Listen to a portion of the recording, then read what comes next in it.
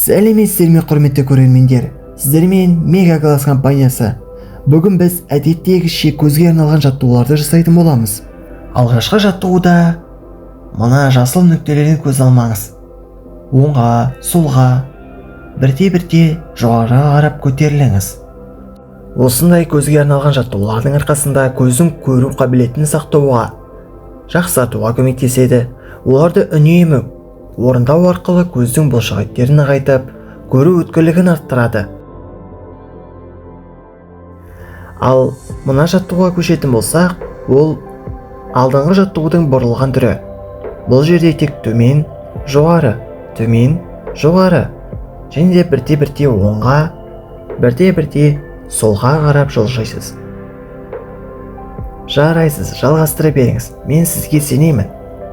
Сонымен қатар бұндай жаттығулар көздің құрғауын, шаршауын және ұзақ уақыт экранға қараудан туындайтын кернеудің алдын алуға септігін тигізеді.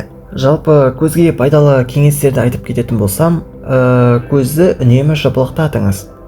Сол арқылы көзіңіз ылғалданады. Жалпы сосын 20-20 әдісі жайлы естіп пе едіңіз?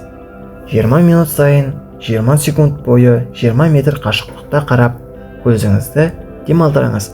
Себебі қаншалықты алысқа қарасаңыз, соншалықты көзіңізге пайдасын тигізетін болады. Егерде көп алыс қарайтын болсаңыз, көзіңіз алыста жақсы көретін болады. Ал жақында көп қарайтын болсаңыз, жақында жақсы көретін болады. Және де дәрігердің кеңесімен көзге арналған витаминдерді ішуге толықтай кеңес беремін. Көкөністерді көп жеңіз.